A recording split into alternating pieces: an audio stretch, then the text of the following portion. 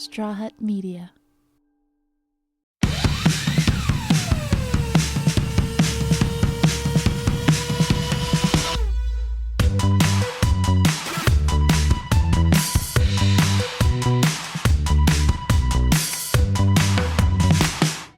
Hello, Heartbreakers! Today I'm doing a solo episode. My favorite thing to do for you guys are the solos, like I keep saying. We are going to do the hot topics, we're going to do the questions, maybe even, Ryan might read the questions to me, we'll see. But anyways, I have one of my Hamptons outfits on, not that you guys care. If you're watching video, this is what I might wear. The corset's very tight. I can barely breathe. So if I sound out of breath, that's what's happening right now. So that's my spiel as I'm going to the Hamptons. You know what's going to be fun about the Hamptons is I go see my family, like I said. I then go to the Hamptons. I'm then going to go to New York City, Manhattan, to fly so I could get a better, direct flight. Because flying from I think it's Long Beach or whatever, which is the closest airport to the Hamptons. I don't want to have to do a layover. But anyways, I might go on a date with this guy that I met on Raya. He is an athlete, so I'm not going to give him any shacks just because he's good enough. They have enough sex. He's super cute. He's a quarterback, whatever. Quarterback. Okay. Yeah. But I might flake on him too. You know how I get. Sometimes I get overwhelmed about the athlete thing and I'll be like, no, he doesn't know what I've done in the past. He doesn't know what I used to do for a living. Not that they care. They love strippers anyways. Okay. So let's see. Hot topics.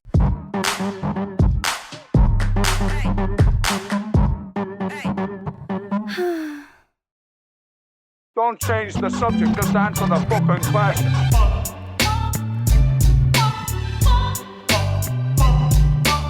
What the fuck is this piece of shit? I actually really like this one. So there's an AI app and it shows how bad dating is right now. And it's supposed to help men with communicating with their girlfriends. So a new AI-powered app has been released. It's called Angry Girlfriend. The app is designed to help users handle relationship conflicts with their partners, especially girlfriends or wives, by giving them tips. Okay. I really like this. Men, I don't think that they mean it. They don't know how to communicate. It's hard for them. They're not taught to release their feelings. Men are getting more used to that these days to kind of express themselves, but it's such a new thing that I think they need help. It's just not a generational thing. Okay, the Angry Girlfriend app offers up a list of different scenarios that might, you guessed it, anger a girlfriend as a way for you guys to practice various situations. While the intentions are good, the app downplays the different ways that men and women handle relationship challenges. Well, listen, let me just rewind here. I think that this app is great.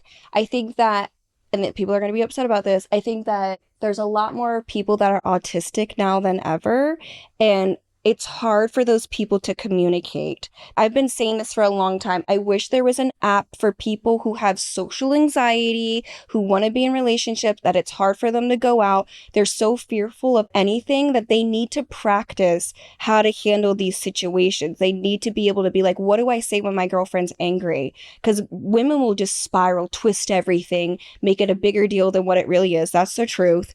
And men need to know how to handle that. But the problem is what if you're in an argument with your girlfriend and you start typing into the app what she's saying and it gives you a response? I think what they're saying is the downplay is that it's just people are just reading stuff now. Then I don't want people to go into a thing where it's I'm not even understanding what the person's saying because now I'm just going to type it into AI. AI is literally taking over everything, even people's relationship arguments. They're taking over. I don't know if that's a good thing. I don't know if that's a good trend. I do think certain men need to use this. I wish my exes used this app. Seriously. Is this just babying men into not growing or understanding empathy? Yes, it is. But again, they can learn from it. I think they should use it for practice. I don't think that they should use it for like actual arguments. I think that if they want to practice on how to handle, I think it's great. Like I said, men are not learned to handle arguments properly. I mean, even women need to be using this. I think I might start using it because I don't know how to argue with somebody. I'll just block them, or I just won't even say anything, and then I'll hate them and they don't understand. Like, I wish that I knew how to tell people when I'm upset on what to say, because a lot of times I say the wrong things and it's not what I meant to say at all. And they'll just completely be offensive. And I'll have to sit there for weeks and be like, why does that person hate me? Oh, that was like not right of me to say. I didn't hear it correctly. But I do think it's a little bit babying men. I'm not going to lie. Next question, or next discussion. Feeling stuck in your sex life, maybe start having a monthly meeting about it. I love this. This is for couples, by the way. We didn't clarify. Sex therapist Emily has been advocating for couples to have a monthly sex meeting in her book, Smart Sex. While not the most fun topic of conversations, Dr. Emily has been encouraging people to open better lines of communications with their partners about their sex lives once a month. I love this. I really do. People just go into sex and they don't have any conversations before. They don't have any conversations after. It's just like you just lay in bed and then it just starts. And then it's like, what if that person didn't like something? Or what if they feel like it's not enough? Or what if they want to try something new? And people are so shy about talking about sex. I like the monthly check-ins just in general with your partner. So I love this even more that it's about sex. It's not just about how much sex they are having, but instead the quality of sex. What type of sex? What type of sex do you like the most? So it's about what type of sex. How can I improve my sex life? What do you want to try? What do you dislike? I like this. Like I said, people will not like something and then they'll just get the ick and then not want to deal with the person like, oh, he spit in my mouth. I didn't like it. Instead of just being like, hey, let me check in with this person and see. Somebody actually did this to me the other day. He was texting me and he was like, what do you like? And I was like, oh. And then I sat there for a while trying to text out what I liked. And I was like, it caught me off guard a little bit. And I was like, oh, okay, what do I like? It made me actually really think about it. Because also I think that it's different with each person. So I might like something with one person, but not like it with the other person. So I don't want to be like, oh, I like this, but I'm not attracted to that person the way where I'd be able to do that, or I'm not comfortable with that person. Like a lot of things that I like in sex, it's been after I've been with someone for a while and it just gets better and better. It's not like something like right away. Like I'm not somebody that right away I want to have anal, but later if I've been with them for like 6 months, I'll definitely try to have anal. Or some people don't even realize that that's an option. Not to be TMI. Had you been intimate with this person before, or did that question come out of nowhere? Yeah, I had been intimate with the person before, but just like 3 times. And I also wanted to know what he was into. Because like guys will just sit there and not say anything. But guys like freaky stuff and they wait for the female to kind of like either just do it and then they're just like, oh yeah, I like that, or they wait for the female to really say something, but they're really, really shy about saying whether they even like a finger in their ass. Like men will not admit to that. Like straight men will be like, no, I don't want to do that. But then when you do it, like it's every single time they want it, you know? So I feel like you gotta be the one. I like this monthly check-in. Like I'm gonna steal this. Even if it's just like a situationship, I want to check in with the people. I like this lady's book. I might read it. Smart Sex. Dr. Emily. Love you, Dr. Emily. Get her on the pod. Yeah, we should. We should really try to get her on the pod. I like that she came up with this. Also, sometimes you need to be like, I like it longer. Sometimes people think that 5 minutes. I was just talking to one of my friends. She was like, oh no, I'm a 10-minute, 15-minute type of gal. I personally am like an hour and a half type of gal, you know? Okay, hotline questions.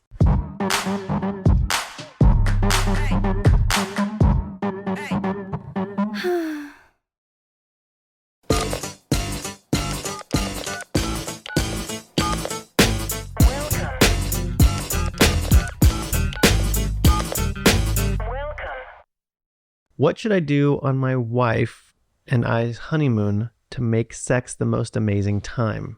24-year-old female and my fiance, 23-year-old male, getting married next week.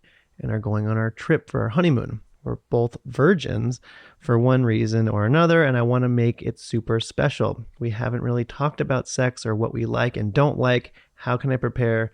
What should I wear? Please help. Okay, how should you prepare? Listen, it's not going to go good. It's not going to be a magical moment like you think it's going to be. I'm just going to tell you that right now. Like, if you guys have saved your virginity like that, it's going to be awkward like everybody else loses their virginity. Doesn't matter what age, it's awkward. Honestly, going to be probably painful. And the guy, your husband's going to be nervous and not be able to get hard. That's what's going to happen. And I think if you wear like an outfit and like you make it such a grand thing and you put so much pressure on it, it's going to make it worse. I think that you should just get married whenever you feel comfortable having sex with your husband. Just let it be a natural thing. Like, I know that you're probably so excited. I know that you want to do it. I mean, try to dress up if you want to, but like I would save that until later, until when you need to spice things up. You guys are so new to it. Obviously, you haven't done it. Like, it's going to be exciting. You're going to be nervous. The guy's going to struggle because that's what guys do when they lose their virginity. They either come right away or they can't get hard because they're so nervous. So you're not going to go into this situation feeling like you're shooting a porno. You're just not. I would just make it as natural as possible. Maybe even have like a bottle of wine before or two. Maybe not. Maybe get rid of the alcohol. I take that back because that you don't want him to have whiskey dick. But I would have one glass of wine each. I would take a bath together. I would give each other massages. I'd even maybe start off, since you guys are a little bit older, like in your 20s, I would start off with mutual masturbation. Something that you guys both know, that are both comfortable with, and then go into sex. That way it's less pressure. I would watch each other masturbating and then start having sex. I think that that's very special. And I mean, just you losing your virginity to that person's like special already. You don't got to do anything more. Okay, should I read this one? Sure, it's longer. Oh, damn it. Oh, God. Okay. My girlfriend has ditched me in Texas and moved back to Italy. What should I do? Male, 32. I've been ditched. Oh. At my extended family's home in Austin, while my, I guess, ex-now wife, 24, is flying back home to Italy. I met my Italian wife a few years ago while I was on vacation in France. We got along amazing. We had a close relationship, met the family, and got married soon after. I move a lot for work, so it's hard for me to keep a home base. My work has left me in Texas for a while, but I knew my wife wanted to start a family back in Italy. Shortly after, I told her that we would have to stay in Austin for a while, and she got very cold. A few days later, she tells me she wants a divorce and that she's moving back to Italy for good. I've been in Austin for a few weeks without a proper place to live yet, and I have been staying at my cousin's house, and my wife has already booked a plane ticket back, kicked me out of our Airbnb. She hasn't responded to my calls and texts. I don't know what to do. I'm scared she has already left. That's hard. That's really hard. But the problem is that she's 24, and a 24-year-old is looking for stability and like protection. And if you don't have a stable home for a 24-year-old, that's very scary. Especially somebody coming from another country, keep in mind that they're going to have to try to find a way to provide for themselves also. And that makes it even more difficult because you have to get a work visa, like all this kind of stuff.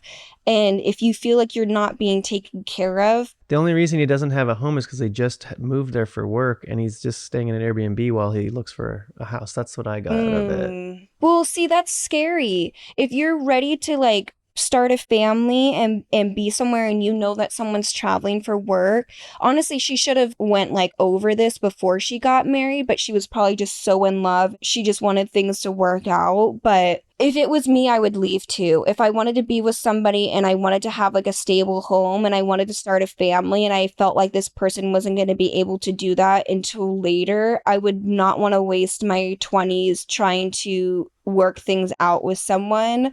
I really think that she got cold feet and that like the honeymoon stage died off. I'm not saying that it's okay. I think that that's very hurtful and it's not right. And also to ignore your text messages and calls. Like once you're already married to someone, like I feel like in a way you're obligated for a little bit until the divorce is final and like when you're trying to figure things out to answer someone's call. Like that's, again, you're dating someone that's 24. Your wife has ghosted you. That's sick. It's not right. Especially when you're so stressed trying to find a home and figure out your workplace. And I wonder if he's in the military. That's what it sounds like. Like typically like people in the military move a lot, especially to Texas. Austin's a great city. She's missing out. It's very fun. There's tons of stuff to do. I mean, I guess Italy. I'm not sure we're in Italy, but, and also I have to be devil's advocate, right? She's not used to the US. So she's probably just overwhelmed with trying to get used to a different country. She doesn't have a husband that has a place yet. He moves a lot. She doesn't know when she's going to move again. She wants to have children.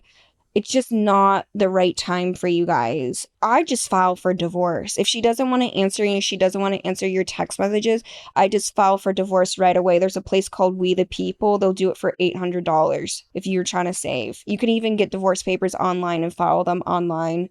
You both have to sign though and get it notarized. But if she's going to just ghost you, that's not your wife anymore. She doesn't get to pick when she wants to be a wife or not. You're either there figuring it out until the end and till death do us part, or let's just go back to Italy then.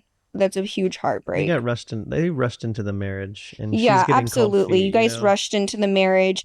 You guys really rushed into the marriage. You guys rushed into meeting each other, families. You guys also met while you're on vacation. Do not do that. It's not going to be a forever vacation with that person. You try to fight and find that like vacation feeling that you had when you first met the person. It's very difficult. You might as well meet someone in a horrible situation. So then when the horrible situation happens again, you know what you're doing. All right. That's it for my solo episode. Thank you to all of my Heartbreakers listeners. I love reading these things for you guys. I love answering your questions. I can't wait to do another episode for you, so stay tuned.